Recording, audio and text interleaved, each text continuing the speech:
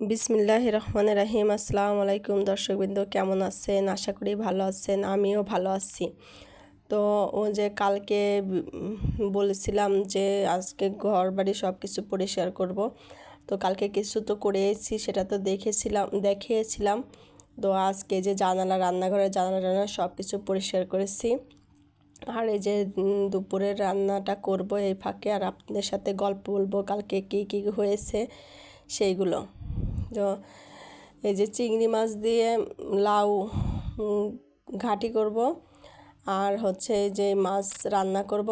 তা আমরা মানুষ মাত্র 4 জন আজকে কয়েকদিনে মানুষ নাই, বাসায় সবাই চলে গেছে। আর আমরা 4 জন, ছেলে বাড়িতে গেছে। এই যে এইখানে বড় একটা জানালা আছে আর গ্লাস আছে নিচে, একদম মানে নিচের ফ্লোর থেকে উপর পর্যন্ত গ্লাস। ওগুলো সব পরিষ্কার করেছি, চোপা পরিষ্কার করেছি, সব কিছু একদম মানে খুব সুন্দর করে তকতকে করে ফেলেছি। তো কয়েকদিন ধরে কাজের লোকের সাথে করতেছিলাম যে কাজের লোকের মানে অন্য কিছু না করে যে এগুলো পরিষ্কার করাবো, জানালাগুলো পরিষ্কার করাবো। তো কয়েকদিন ধরেই কাজের লোকের হাতের নাগালে পাচ্ছি না। তাদের যে ডিমান্ড, ওরে বাপরে বাপ, 2 দিন 3 দিন পর পর আসে। আবার আসলে তো অনেক কাপড় জমে, অন্য কাজ জমে, সেগুলো করানো হয়। তো যে এখানে ফুল গাছ লাগিয়েছি, আর ওই যে একটা করলা গাছ লাগিয়েছি। এখানে কিছু পেঁয়াজের দুইটা তিনটা পেঁয়াজ লাগিয়েছি। একটু দেখা যাচ্ছে যে রেসিপি বানাইতে দিলে ভালো হয়। তো করলা গাছটা অনেক দিন লাগাইছি, 3-4 মাস হয়ে গেছে, বেশি হবে, 4-5 মাস হয়ে গেছে। তো এখানে ছোট্ট একটা জাংলা দিয়েছি, মাচা যেটাকে বলে আর কি।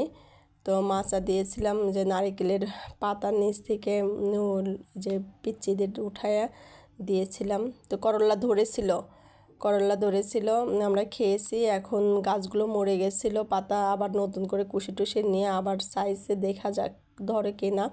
বোধ হয় আর ধরবে না। তারপরে সুন্দর হয়ে একদম সারা মাচা ছেয়ে গেছে। আমি যে সব মানে জানালা টানালা কালকে পরিষ্কার টরিষ্কার করেছি, করতে করতে আমার সন্ধ্যা লেগে গেছে। তো কালকেও আমি রান্না টান্না করছিলাম না, দুপুরে আমি আর আম্মা ছিলাম সেই জন্য। আর রাত্রে রান্না করার জন্য সব কিছু রেডি করে রেখেছিলাম, পরে রান্না করিনি। হচ্ছে আমি দুপুরে খাবার খেয়েছি 4টার সময়, গোসল করে একদম 4:30টার মতো বেজে গেছে। গোসল করে নামাজ পড়ে আসরের নামাজ পড়ে তারপরে খাবার খেয়েছিলাম। তারপরে রান্নাঘরে যাব, মানে এরকম একটাই লাগতেছিল না, কেমন যেন লাগতেছিল। তো আমার হাজব্যান্ড ফোন দিল, তো বললাম যে আমার হাতের অবস্থা খুব খারাপ, আজকে কাজ করতে করতে আমি আর রান্না করে খাওয়াতে পারবো না তোমাদের, এখন একটা ব্যবস্থা করো। সকালে বললাম যে 100 টাকা দিয়ে যাও, বুয়ার দিয়ে সব কিছু ক্লিন করে নেব নে। তুমি বললো যে বুয়াকে 100 টাকা দিবা, তো আমি পরিষ্কার করে দেবো নে সব কিছু। তো যাই হোক, কিপটা স্বামীর কাছ থেকে খোলার একটা টেকনিক পাইলাম যে আমি আর রান্না করতে পারবো না। এখন আমাদের রাত্রের খাবার খাওয়াও। পরে যে পোলাও নিয়ে আসছিল, কি বলে, চিকেন বিরিয়ানি, এটা রাত্রে আমরা খেয়েছি। আর এই যে সকালবেলা পরের দিন আর কি ভয়েসটা দিচ্ছিলাম, পরের দিনের ভিডিওটাও পরের দিনে, সেদিন আমি ভিডিও করতে পারিনি কাজের চাপে। আর যে অবস্থা ছিল এই অবস্থা ভিডিও করার মতো ছিল না। আপনাদের সাথে কালকের গল্পটা আর কি শেয়ার করতেছি। তো আম্মার জন্য এইটুকু গরম করে দিয়ে, আম্মা এটা খুব পছন্দ করে, সেজন্য গরম করে দিচ্ছে। আর আমরা সকালে সবাই রুটি খেয়ে নিয়েছি। আম্মা একটু ঘুম থেকে দেরি করে ওঠে। আর মানে কাজের লোকের তো পাওয়াই যায় না, এরপরে মানে টাকা দিয়ে করানো দূরের কথা, তাদের পাওয়াই যায় না। তারা যে কাজ করে সেই কাজে, এর বাইরে কোনো কাজ করতে চায় না। আবার করলেও সেই ডেট দিয়ে দিয়ে করে। যাই হোক, বলছিলাম আসার কথা, সে বলছিল যে আসবো না, আর আসেনি। আমি বাদবাকি সবগুলো ক্লিন করছিলাম, ভাবছিলাম রান্নাঘরটা আর ঘরটা মুছায় নেব, সে মোটে আসেই নাই, সোজা কথা। আসতে মানে সে ফোন করে বলে দিয়েছে আমি আজকে আসবো না। তখন তো আমার একদম মানে এক কথায় যেটা বলে নাকে মুখে উঠে গেছে। পরে যে আমি মানে কত কষ্ট করে যে করছি আর কি, আবার হাতটাও একটু প্রবলেম, তারপরেও অনেক কষ্ট করে করেছি। তো হাজব্যান্ডের রাত্রের এই কথা শুনে মানে আমার একটু মন খারাপ হয়েছে। বলছে যে হ্যাঁ আমি করব, আর তোমাকে করতে হবে না, আর কাজের লোককে টাকা দিতে হবে না, টাকা কি গাছে ফলে? আচ্ছা ঠিক আছে। এরপরে অফিসে যাওয়ার সময় আমাকে 100 টাকা দিয়ে গেছিল, কিন্তু মানে একটু মনে মনেও রাগ হয়েছিল। যাই হোক, কষ্ট নিয়েছিলাম। আসলে টাকা তো অনেক কষ্ট করেই সবাই ইনকাম করে, সেই টাকাটা খরচ করতে মানে যে সে জায়গায় খরচ করতেও কষ্ট হয়। হিসাবের বাইরে সব কিছু, আমরা তো মধ্যবিত্ত ঘরের লোকজন, আমাদের অনেক হিসাব করে চলতে হয়। যাই হোক, পরে আমি যে কাজের লোক আসবে এটা আশা করেছিলাম, যে আসার কথা বলছে যেহেতু আমার কাজে তো আসবে, আমার অন্য অন্য কাজ করে, সে কাজে তো আসবে, তখন আর কি বলে আর কি এগুলা করাই নেব, আমি কিছুটা করি আর মেঝেটা আর রান্নাঘরটা পরিষ্কার করে নেব না। কিন্তু পরের দিন সে আসেনি। পরে আমার তো একদম মানে নাকে মুখে উঠে গেছে কাজ করতে গিয়ে। রাত্রে পরে এই যে বিরিয়ানি নিয়ে এসে আমরা খাইছিলাম। আমি আর রাত্রে কাজ করছিলাম না, কারণ মানে একটু ঠান্ডা ঠান্ডাও, ভালোই ঠান্ডা পড়ছে। তারপর সারাদিন পানি নাড়ছি, পানির কাজ করছি। রাত্রে এত ঠান্ডা লাগছে, মানে ওই 4টার দিক গোসল করে খুবই ঠান্ডার অবস্থা আমার খারাপ হয়ে গেছে। পরে হাতে পায়ে সরিষার তেল নিয়ে আমি হচ্ছে দেন বসেছিলাম, ভাবছিলাম 7টার দিকে রান্না করতে যাব। তারপরে ওনাকে বলার সাথে সাথে পরে রাজি হলো। পরে এসে বলতেছে, অফিস থেকে এসে বলতেছে আম্মাকে যে 100 টাকা চাইছি, তোমার বউ 100 টাকা চাইছে, দেয়নি দেখে আমার কতগুলো টাকা খুললো, দেখছো? আম্মা হাসতেছে। তা আমি বললাম যে ঠিকই আছে, তুমি যেমন তেমন কাজ হয়েছে। তো তখন যদি এরকম না করতা তাহলে তোমার এই যে 1000 টাকা খরচ হইতো না।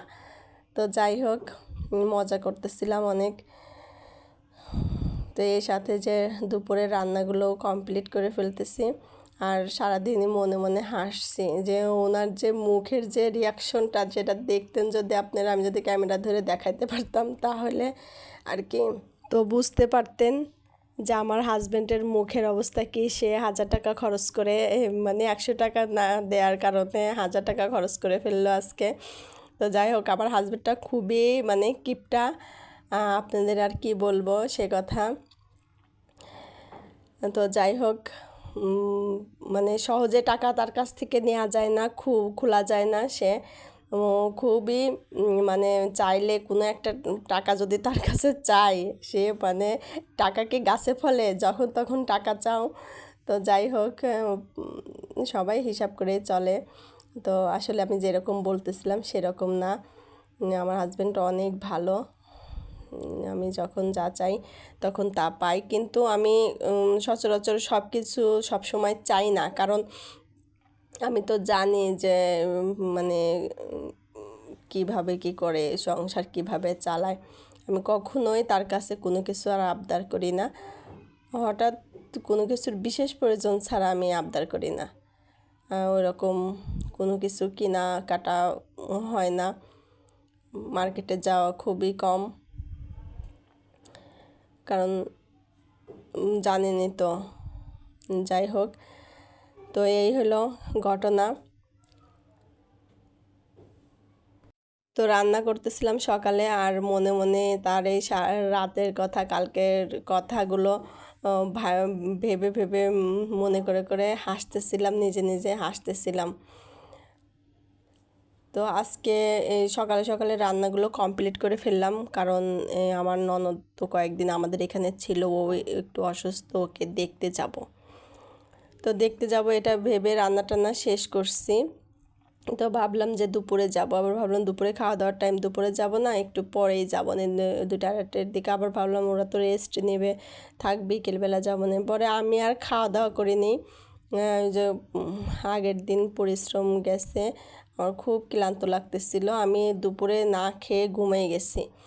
আম্মা একাই খেয়ে সব কিছু গুছিয়ে রেখে আম্মা ঘুমিয়ে গেছিলো। আমি একদম 3:30 বাজে উঠছি। উঠে মানে দেখে আজান দিচ্ছে, আসরের আজান দিচ্ছে। আমি উঠে পরে নামাজ পড়ে ভাত খেয়ে আমি আবার ওর কাছে গেছি যে দেখা করে আসি, না হলে আর হবে না দেখা, মানে সময় পাবো না। আর ছোটো দিনের কারণে দেখা যাচ্ছে কাজ করতে করতেই মানে সময় চলে যায়। 2 চুলায় 2টা দিয়ে তাড়াতাড়ি করে রান্না করে ফেলতেছিলাম, কারণ আজকে তেমন কোনো কাজ নাই। কালকে মানে অনেক একদম ডিপ ক্লিন করছি সব কিছু। ঘরটা এত ফ্রেশ লাগতেছিল, নিজের কাছেও খুব ফ্রেশ লাগতেছিল। তো এই যে রান্না আমার একটাও হয়ে গেল আর কি, ঘাটিটা হয়ে গেল।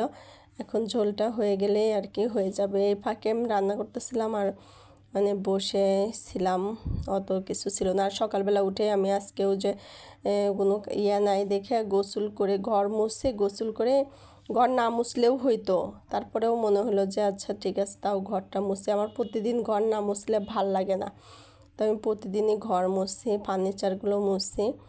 তো মুছে আমি যে গোসল করে আর কি রান্না ঘরে আসছি। সকালের নাস্তা খাবার খেয়ে মাছ ভিজে রেখেই পরে গিয়েছিলাম। তারপরে ঘর গুছিয়ে মানে গোসল করে রান্না করে কি বলে ঘরটা মুছে গোসল করে রান্না করতে আসছি।